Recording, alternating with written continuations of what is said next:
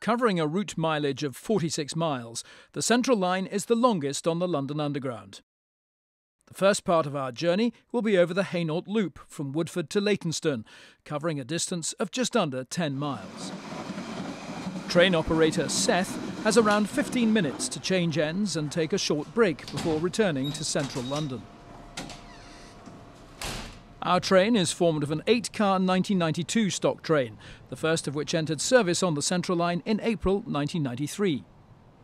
Loop trains reverse in a siding just to the south of the station, adjacent to the main line into central London.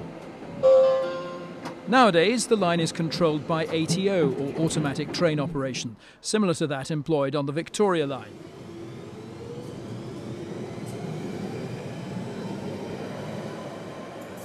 With an annual usage of around 200,000 passengers, Roding Valley is the least used station on the entire Underground. Leaving all by train stand, but clear trains ready to depart. One of those.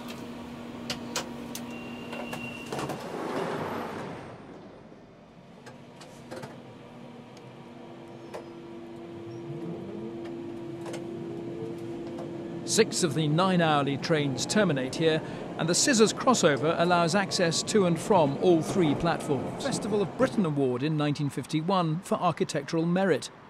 Intended to provide a major bus-rail interchange, it was never used to its full potential due to tighter town planning rules and has only been used by 1 or 2 bus routes in the eastbound direction.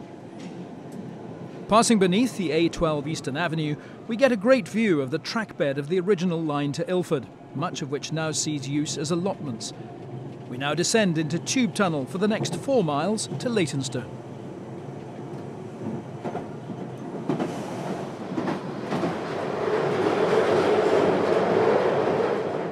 The line makes a long, sweeping curve heading from south to west for the run to Gants Hill. Barrel-vaulted concourse designed following an LT report of 1935 that a Moscow-style station should be provided somewhere on the system.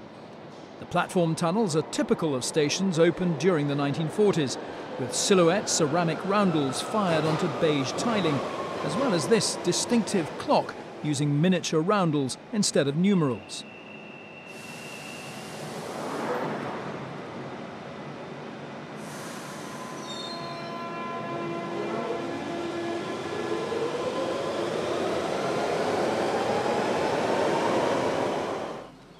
"17 miles to the northeast of central London, the market town of Epping was first rail-served with a single-track extension of the Eastern Counties Railway from Loughton to Ongar in April 1865.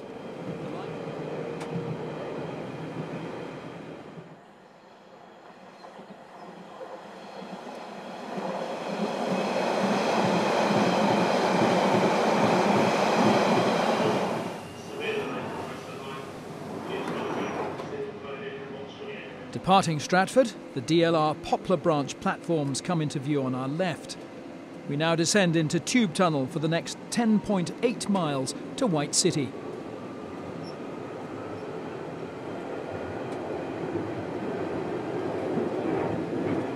However, as we've already heard, by the 1930s the situation had become intolerable.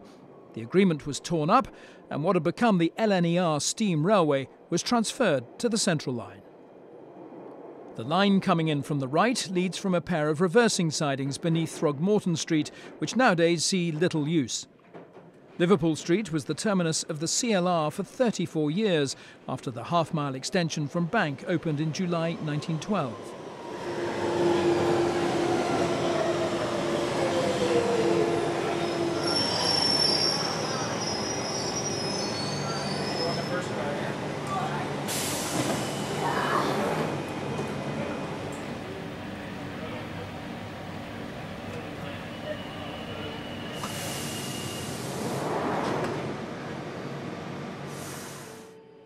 The reversing siding here at Marble Arch is used less frequently these days.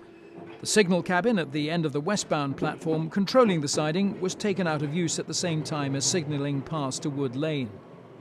The line now follows the fairly straight course of the Bayswater Road and Holland Park Avenue, as far as Shepherd's Bush.